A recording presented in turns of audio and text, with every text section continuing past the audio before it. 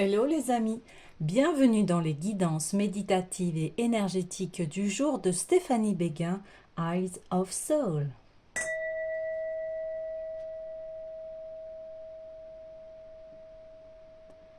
Alors les amis, allons voir les énergies du jour avec les dieux et titans de Stécie Desmarco. Alors les amis, j'espère que vous vous portez bien, que vous allez bien. N'hésitez pas à liker, commenter, partager la chaîne. Elle est là pour le développement spirituel, personnel de chacun, afin d'aider, d'avoir des clés. Si vous voulez une guidance privée ou un soin énergétique, je vous mets mon adresse mail Stéphanie Béguin, eyesofsoul@gmail.com. Alors, nous avons Osiris, le renouveau. Alors, Osiris qui renaît de ses cendres. Il renaît de ses cendres suite à un chaos. Osiris a été tué plusieurs fois et 2 fois. Et c'est Isis, son épouse, qui l'a ressuscité. Mais à chaque fois, elle l'a ressuscité. Et ça a été des épreuves. Parce que c'est son frère Seth qui l'a découpé en morceaux et qui les a éparpillés partout. Et Isis a été rechercher tous les morceaux de son mari et a essayé de le faire ressusciter. Donc, Osiris est guidé en fait par sa femme, donc sa partie féminine, qui le ressuscite. Et on ressuscite grâce à l'amour, à l'amour qui est en nous, à ce côté féminin qui est en nous. Ouais. Et j'ai aussi la carte de Poséidon, donc la fluidité. Poséidon qui est le dieu des mers, hein, et il est maître dans son royaume, et ici on parle des émotions, hein. La maîtrise des émotions, ressusciter face à ses émotions. Des émotions qui des fois peuvent prendre le dessus sur notre être, sur nous. Et là, c'est un grand nettoyage émotionnel qui a lieu. Grâce à l'amour, au côté féminin. Ce côté féminin permet après d'être en pleine possession de son pouvoir personnel et en plein pouvoir personnel. On reprend son pouvoir personnel. On ne se laisse plus happer par le tumulte et le chaos des émotions. Oui. Ok, je vais aller voir le message par rapport à Osiris.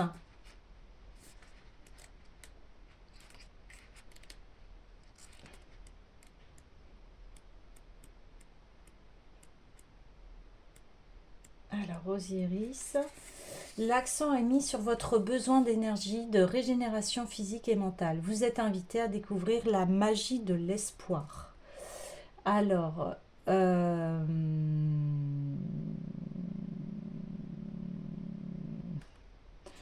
peut-être l'un des dieux de la résurrection les plus tenaces, Osiris, époux d'Isis, est l'un des membres clés du panthéon égyptien. Fils de Geb, dieu de la terre, et de Nout, déesse du ciel, Osiris devint le dieu de la mort et de la renaissance après son violent assassinat. L'histoire de l'amour et de la dévotion inconditionnelle d'Isis envers Osiris, après que Seth, son frère fratricide, a découpé et éparpillé son corps, est au cœur du mythe égyptien. Isis parcourut la terre entière à la recherche des morceaux du corps de son époux. Les ayant réunis, elle lança avec l'aide de Thoth un puissant sort qui le ramena à la vie assez longtemps pour concevoir un fils Horus.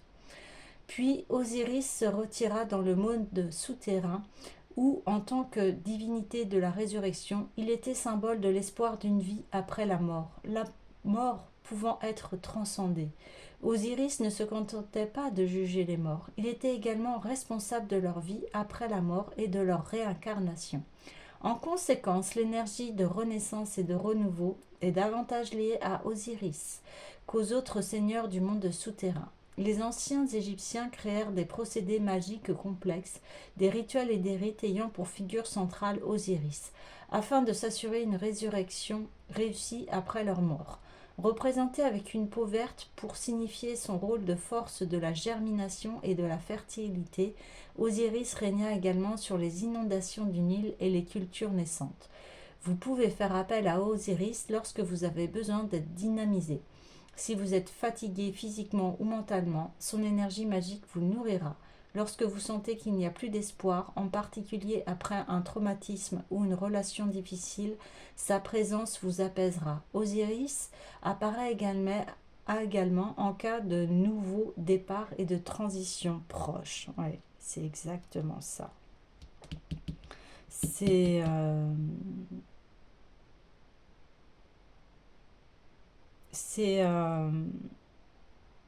voilà, ça vous permet en fait de pouvoir retrouver une dynamique après une situation difficile. Et on va aller voir Poséidon. Donc, alors, aussi doux qu'un lagon, et aussi destructeur qu'un tsunami, Poséidon est l'un des plus grands dieux du panthéon grec. Fils du titan Chronos, il règne sur les mers et les océans. Ses frères Zeus et Hadès dirigent respectivement le ciel et le monde souterrain. Et là, c'est attendez-vous à un plus grand flot de créativité, d'aisance et de prospérité. L'alarme est donnée, pensez à protéger et à profiter des superbes océans de ce monde. Poséidon est à la fois aimé et craint. Les marins du monde antique lui faisaient souvent des sacrifices avant un voyage. Les pêcheurs participaient à des grands rites saisonniers pour l'apaiser et certains n'entraient pas en mer avant d'avoir tracé son trident sur le rivage. Certains rites étaient aussi simples que de chanter en son honneur lors d'une tempête, mais il existait des rites sacrificiels sanglants correspondant au pouvoir violent de ce dieu. La caractéristique essentielle de l'eau est sa qualité de fluidité, son écoulement naturel. Poséidon contrôle les flots avec une immense puissance. Alors si vous avez besoin de quoi que ce soit dans votre vie, n'hésitez pas à l'invoquer, surtout s'il s'agit de créativité, d'abondance, de fertilité ou de prospérité. De nos jours, nous devons protéger la mer plus que jamais, car la surpêche et la pollution ont provoqué de nombreux déséquilibres dans nos océans. Nous devons faire appel à l'aide de Poséidon pour protéger nos eaux. Aujourd'hui, de nombreuses organisations liées à la mer utilisent son symbole, le Sea Shepherd Conservation Society, qui œuvre pour la protection des baleines et autres créatures marines, a un trident sur son drapeau. Donc, les personnes de la mer et tous ceux qui portent un amour profond et une grande estime à l'océan feraient bien de communiquer régulièrement avec Poséidon, car il protège les siens et offre de secrets sur la mer à ceux qui l'honorent.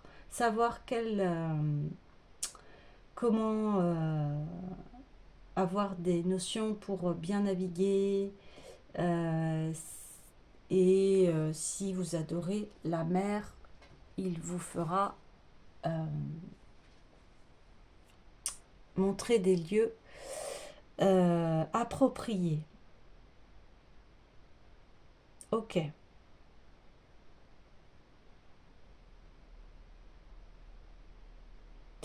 On parle quand même d'un masculin qui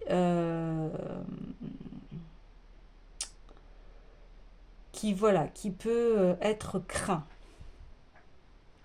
qui peut être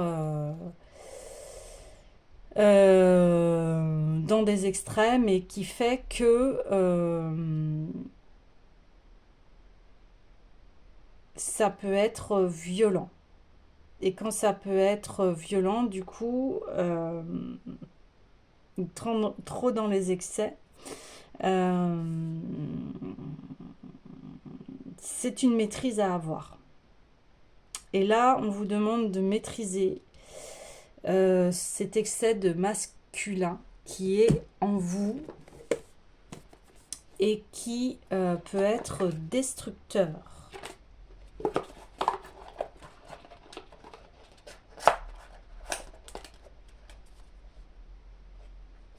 Alors, allons-y sur le complément féminin pour contrebalancer en fait ces énergies puissantes, destructrices, j'ai envie de dire. Qu'est-ce qu'il y a à comprendre là-dessus?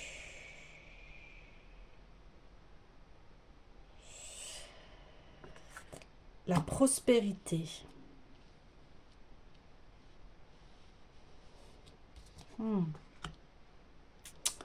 La prospérité, oui, parce que si vous vous laissez plutôt guidé par la puissance de l'amour, alors là, vous allez recevoir toute l'aide dont vous avez besoin.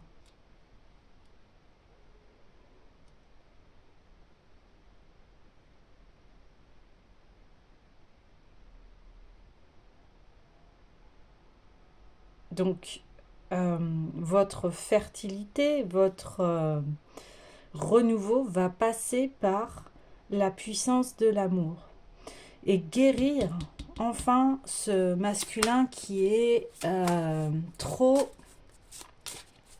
en excès.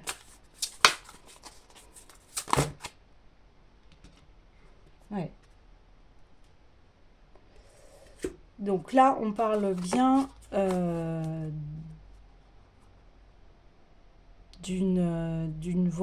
d'un chaos qui a été terminé, et là on vous dit de passer du temps à côté de l'eau, de l'océan, pour refaire vos forces. Vous voyez, ça va bien avec la carte de Poséidon. Et vous voyez, il y a l'amour inconditionnel.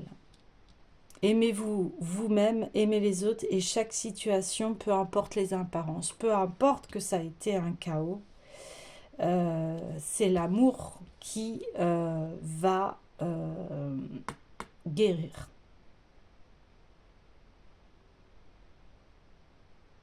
L'amour guérit tout.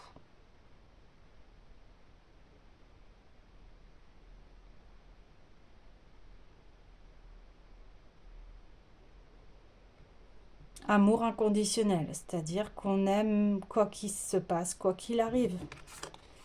Et ça a été le rôle d'Isis. Elle a été vraiment dans un amour inconditionnel envers son mari. Et au-delà de la mort, elle a voulu le ressusciter. Elle est là pour lui.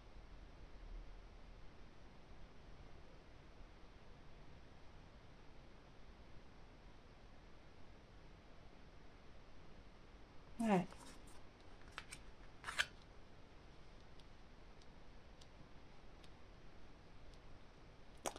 Ok.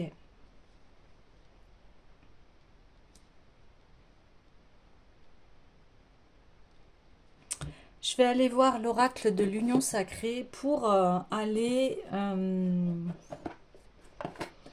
sonder en fait cette blessure, parce que là on me parle de blessure. On me parle de blessure suite à un chaos. Et voilà, qu'est-ce qu'il y a à faire dans ces cas-là? Ouais. Ah oui, la nuit de l'ego et ouais, le soleil. L'alignement. Ce qui est mort, en fait, c'est l'ego. Je me suis créé une histoire terrifiante. L'ego a pris le pouvoir sur votre être.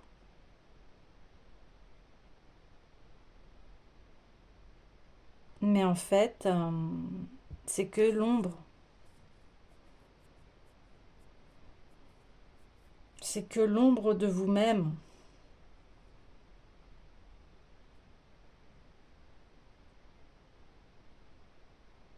Et là, on a encore un arbre sur l'eau, vous voyez, avec un soleil qui...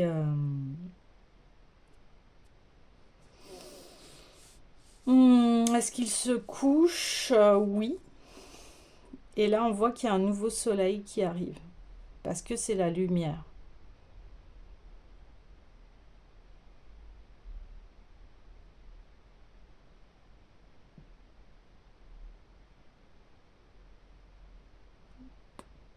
On ressuscite. Oui. On ressuscite et vous voyez, elle a sa main sur son cœur. Et elle l'éveille en fait. Isis éveille son mari à l'amour. On renaît à soi par l'amour. Isis ici est vue comme un ange gardien. Vous voyez, elle a ses ailes en fait. Elle est un véritable ange gardien pour son mari. Elle le remet sur le droit chemin parce que elle porte en elle le pouvoir de l'amour. Elle réceptionne ce qui est bon et elle le transmet à son mari.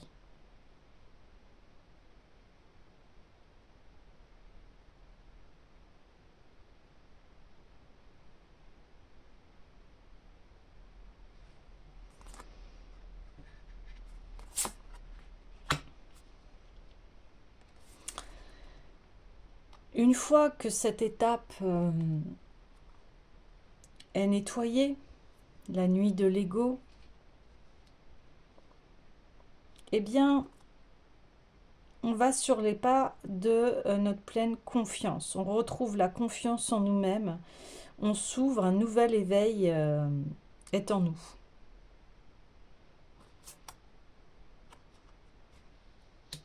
Et on revient à son alignement, en cohérence, en présence et parfaitement relié. Donc, vous voyez, ce serait un peu la synthèse en fait de ces deux cartes. Où ici, nous avons le côté ombre et ici, nous avons le côté lumière. Et quand on réintègre les deux, on se réaligne. On se réaligne. On se réaligne parce que on prend soin de soi. On met du baume à son ego. Et là, on prend conscience que l'abondance, cette prospérité, elle passe par l'amour. L'amour féminin sacré.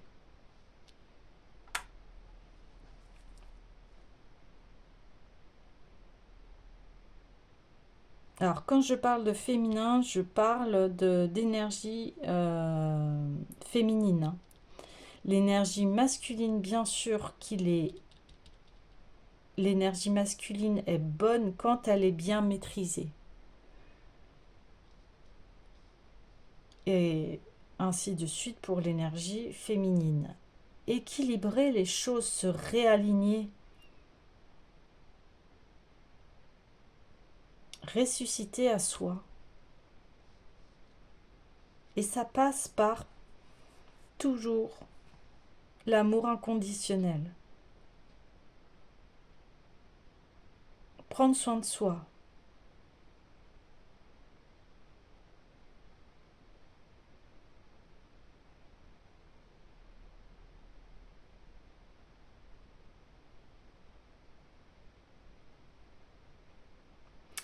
Alors, j'ai envie d'aller sonder.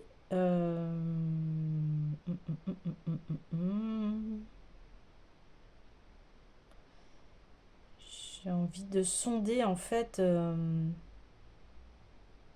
cet ego.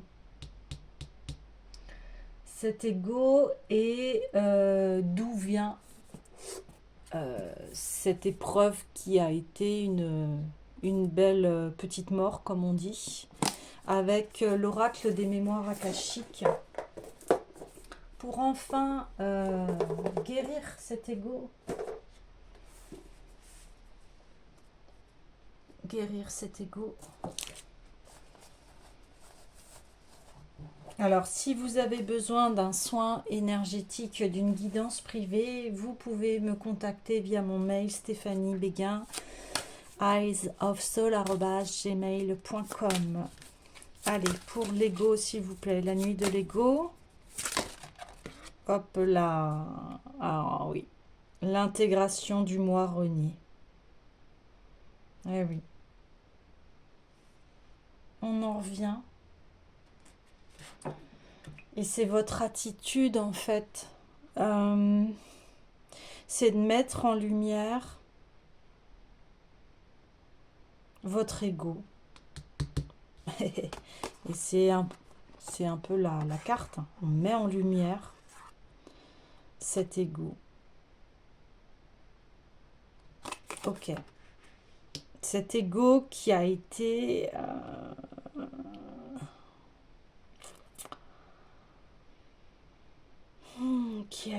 malmené. Cet ego qui vous fait croire qu'on ne vous aime pas. Cet ego qui vous fait croire que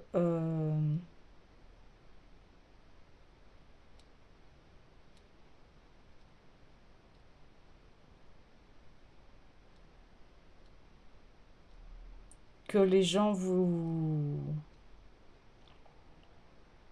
veulent du mal ou vous atteint. Je vais prendre un exemple, l'humour. Des fois, on envoie des petits pics ou des choses comme ça et on veut plaisanter, puis en fait, eh bien, la personne reçoit mal les choses et vous vouliez plaisanter et la personne, en fait, elle le prend très très mal. Eh bien, voilà, vous pouvez vous excuser, mais la personne, elle veut pas entendre en fait que vous vouliez vraiment plaisanter. Eh bien, ça, c'est la partie de l'ego qui ne veut pas entendre que c'était une plaisanterie. Après, la personne en face comprend que, bon, sur ce sujet-là, vaut mieux pas rigoler, mais voilà, c'est pas... Vous vouliez vraiment plaisanter et la personne a été vraiment blessée. Parce que c'est l'ego. L'ego, où on renie ses parts d'ombre, on renie qu'on a souffert, on renie que on met des couches sur des événements et puis on les regarde pas, on veut pas les voir parce que ça fait trop mal en fait. Et au contraire, c'est en allant voir vos souffrances que vous allez pouvoir les guérir. Vous voyez, on met en dessous, au-dessus. Au-dessus, il y a l'amour inconditionnel de Marie-Madeleine. Et elle sait très bien que l'amour inconditionnel est la clé pour guérir son cœur. Je vais aller voir les messages par rapport à l'ego, par rapport à ce moi renié. C'est sûr, il en faut du courage pour aller se voir soi-même. Parce que des fois, quand on ne le fait pas, c'est parce que souvent on a honte de nous-mêmes ou des agissements, des comportements que l'on a. Mais c'est en Au contraire, on fait tous des erreurs, on fait tous des erreurs, et ces erreurs, elles sont source d'apprentissage, en fait. C'est en faisant des erreurs qu'on s'améliore.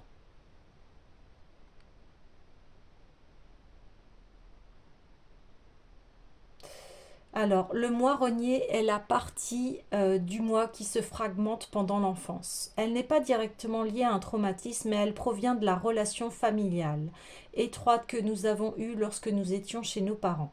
On retrouve l'enfant rogné dans l'enfant mystique, l'enfant rebelle, l'enfant intuitif et l'enfant aventureux. Vous avez examiné toutes ces parties qui ont été mises en sommeil et réveillées, puis guérir votre moi rogné. Alors, il y a un processus en fait d'acceptation et de réconciliation des aspects de nous-mêmes que nous avons rejetés, niés ou reniés. Il s'agit de reconnaître et d'accepter toutes les parties de notre être, y compris les aspects sombres, les émotions inexprimées et les qualités refoulées. En intégrant le moi renié, nous ferons l'expérience de la plénitude, de l'harmonie intérieure et de l'épanouissement spirituel. Alors,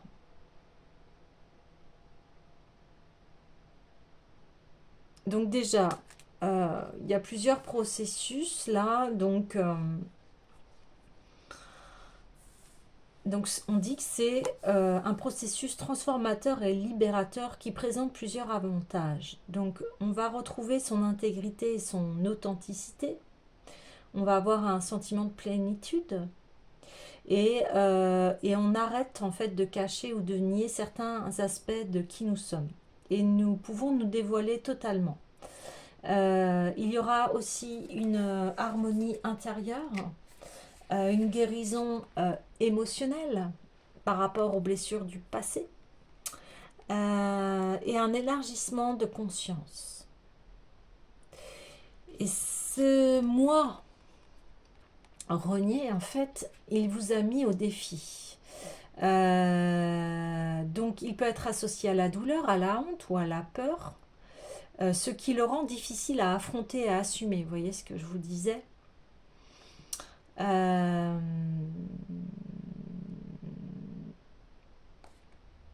une conscience limitée, donc en fait, en n'allant pas aller chercher, voir ses parts en nous, parce que souvent on a du mal à se dire qu'on a mal agi. On a du mal à se dire pourquoi? Parce qu'on a honte de ce qu'on fait. Quand on a mal agi, on a honte de se dire qu'on est capable de faire des choses pareilles. Et ça, c'est le processus pardon, de l'amour inconditionnel. Au contraire, accepter ces parts d'ombre et de se dire, ok, j'ai été cette personne, mais aujourd'hui, eh bien, je vois que ces comportements sont nuisibles et destructifs. Parce que ces comportements de conscience d'ego, laisser cette partie-là s'exprimer, ben, écoutez, ça vous nuit à vous-même et aux autres. Il y a les conditionnements sociaux aussi, les attentes, les normes sociétales, les influences familiales qui peut aussi faire en sorte que on se sent renié, hein, parce on ose suivre euh, son propre schéma et ça peut être différent de sa famille, hein. Et, on, et tout ce qui est sociétal et familial, des fois on peut être influencé, hein, par ceci qui, à la base, nous veut du bien, mais des fois ça nous fait pas du bien parce que si on vous dit, je sais pas, hein, je prends un exemple, allez, une tradition familiale, un métier, voilà, qui se fait de père en fils ou de mère en fille, etc., ou de génération en génération. Imaginez que, voilà, vous êtes sur cette terre et puis vous êtes dans une famille, on vous dit, bah, de toute façon, ton métier, ça sera ça. Ah, donc vous n'avez pas le choix. Imaginons que vous vous laissez influencer, donc vous dites, bon, bah, comme ma famille a fait ça, bah, moi aussi je fais ça. Et puis en fait, vous apercevez que vous n'êtes pas du tout heureux dans ce que vous faites.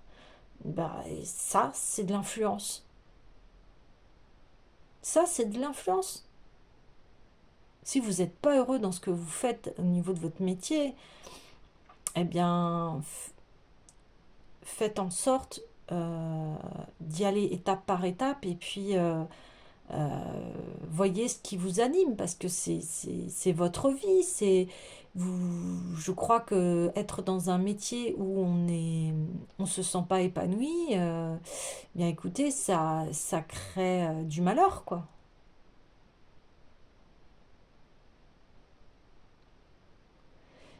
Si ça ne vous crée pas de malheur, eh ben c'est ok. Si ça ne vous fait ni chaud ni froid et que vous dites oui, bah non, faites ce métier. Bon, bah ok. Mais si vous faites quelque chose que vous n'aimez pas jour par jour, forcément, à un moment, va y avoir des conséquences.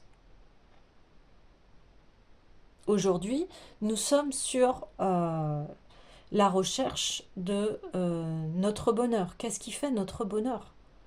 Pour pouvoir être un être épanoui et authentique.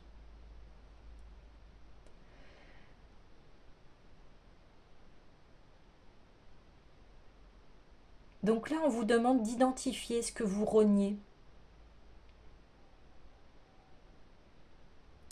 Alors, on dit prenez le temps d'identifier les aspects de vous que vous avez reniés. Réfléchissez aux qualités, aux émotions et aux talents que vous avez réprimés, niés ou rejetés.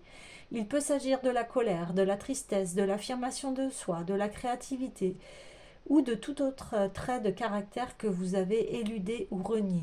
La prise de conscience est le premier pas vers l'intégration. Ouais. Réfléchissez à l'origine de ces aspects reniés. Pensez à votre éducation, aux influences sociétales, au formatage culturel et aux expériences de vie qui ont pu vous marquer et vous amener à réprimer ou à rejeter ces aspects. Comprendre les causes peut apporter clarté et compassion au processus d'intégration. Ouais. Donc, là, on vous demande de faire un travail sur vos zones d'ombre, hein, de vous introspecter. Et vous pouvez même aller voir quelqu'un de spécialisé, un thérapeute, un conseiller. Vous pouvez, si vous voulez, faire appel à mes services. Vous pouvez donc exprimer, voilà, et libérer vos émotions, ce que vous avez vécu. Euh,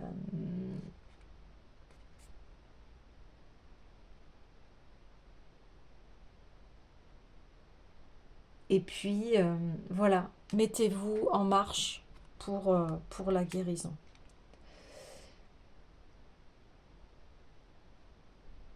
Alors, on va faire une petite méditation pour entamer ce processus. Je vais vous demander de fermer les yeux.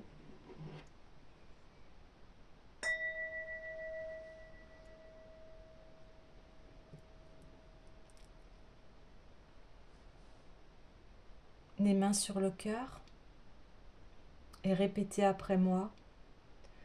Je suis prêt ou prête à intégrer le moi renié, à m'abandonner au flux de la vie et à faire confiance à la sagesse divine de l'univers.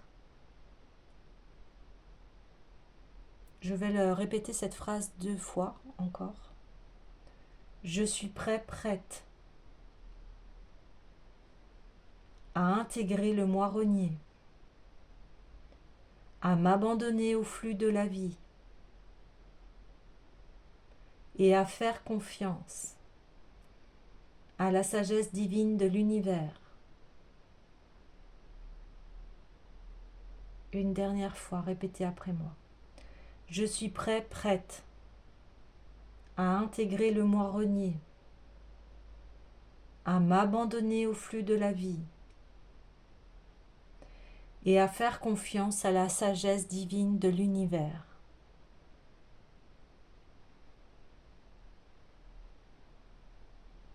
Restez encore dans cet état et moi je vais réciter cette invocation. Ne la répétez pas, c'est moi qui va le faire. Nikinak rika salema, Nikinak rika salema, Nikinak rika salema, Nikinak rika salema, Nikinak rika salema, Nikinak rika salema, Nikinak rika salema.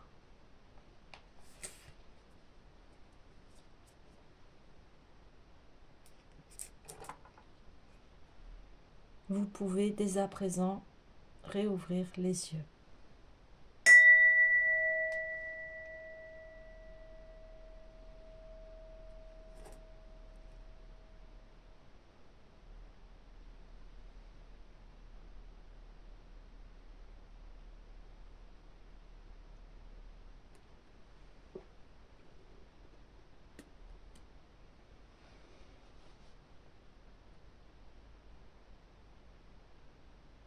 Alors, je vais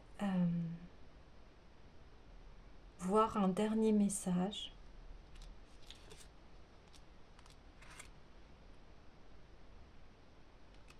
Avec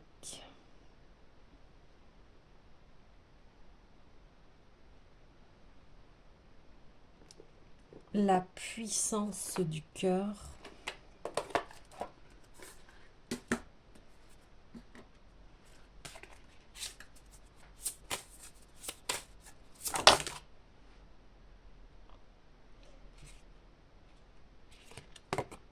Le respect, la compassion et la bienveillance sont de nobles élans du cœur, mais ils ne doivent pas être maniés au détriment de qui vous êtes. Il est essentiel de vous respecter et de ne pas vous égarer dans les bavardages du mental, qui risquent de vous pousser à confondre ces élans avec la soumission et la servitude.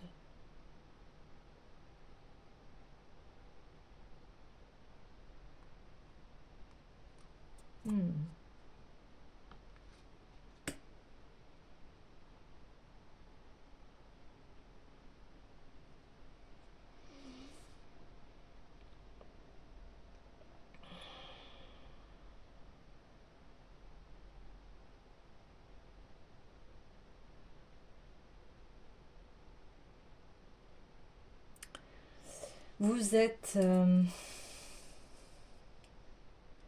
libre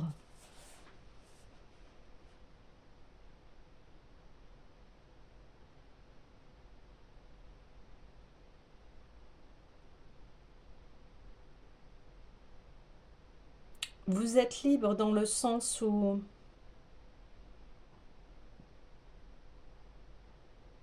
oui, vous avez de la compassion, oui, vous avez de la bienveillance.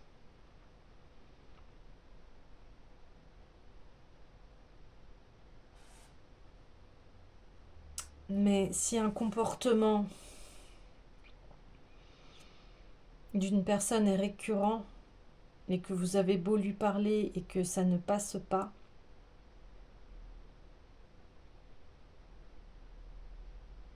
et que cette personne revient toujours et que ça se passe mal, là on parle de soumission et de servitude. Donc,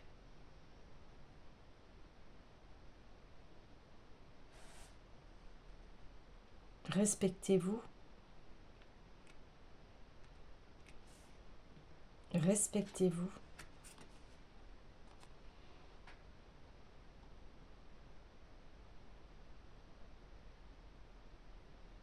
C'est un grand message ici.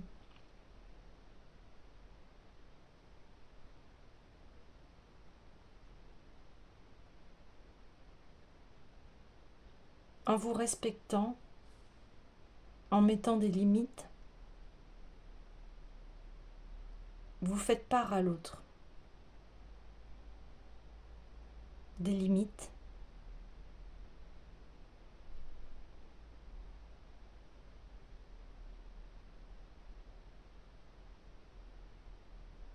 Et cette personne,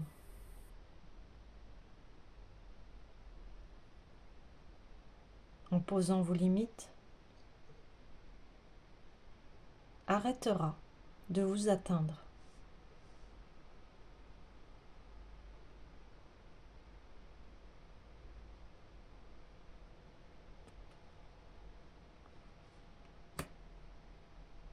Voilà les amis, je vous laisse et je vous souhaite une belle guérison. À bientôt!